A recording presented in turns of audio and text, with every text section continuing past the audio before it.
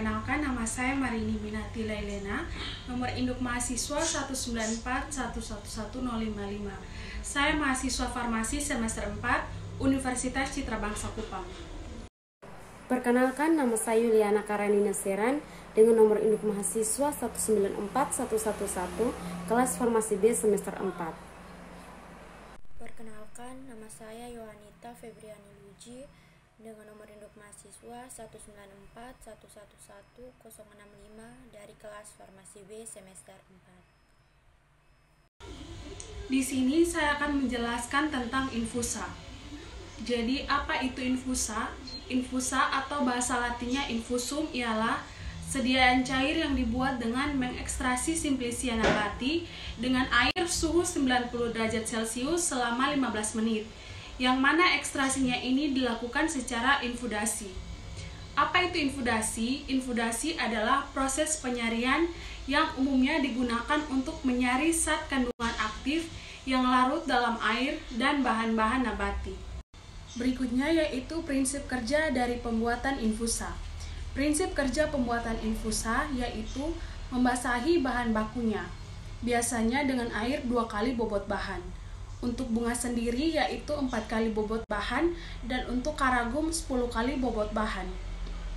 Bahan baku ditambahkan dengan air dan dipanaskan selama 15 menit pada suhu 90 derajat sampai 98 derajat Celcius. Umumnya untuk 100 bagian sari diperlukan 10 bagian bahan. Selanjutnya, prosedur kerja pembuatan infus. Yang pertama, Simplicia yang berupa tanaman atau bagian tanaman dengan derajat halus tertentu ditimbang, misalnya 10 gram. Kemudian dimasukkan ke dalam panci dan diberikan air secukupnya. Setelah panci atas siap untuk diproses, maka masukkan panci beserta isinya segera ke dalam panci bawah yang berisi air. Setelah itu, panci bawah dipanaskan di atas api langsung dan dibiarkan sampai mendidih.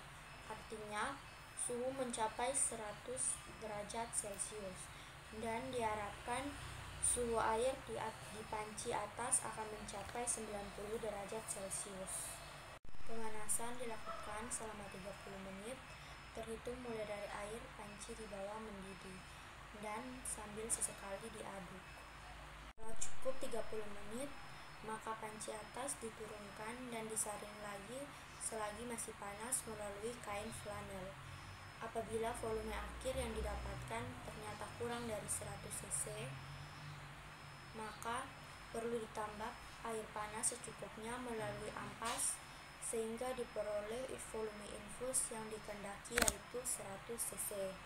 Cara menambahkan air itu harus menurut aturan kuantitatif, yaitu hasil saringan tadi dipindah ke gelas ukur, kemudian kekurangan air yang diperlukan ditambahkan sampai volume akhir mencapai batas skala yaitu 100 cc.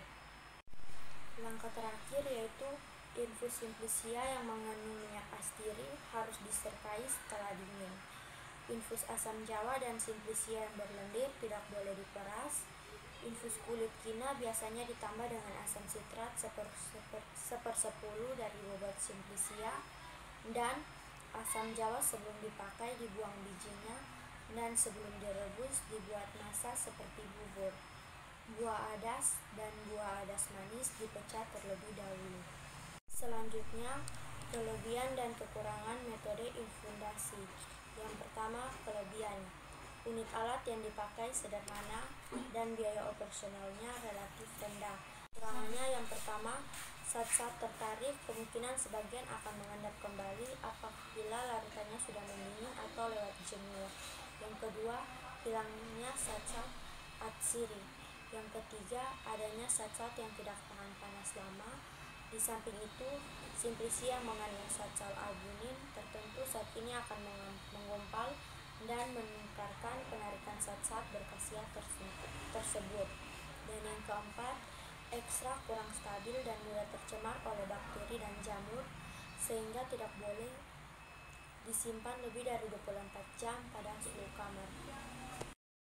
Selanjutnya, hal-hal yang harus diperhatikan dalam infusa.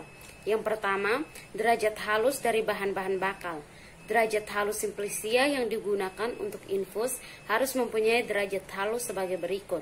Serbuk 5/8 seperti akar manis, daun kumis kucing, daun sirih, dan daun sena.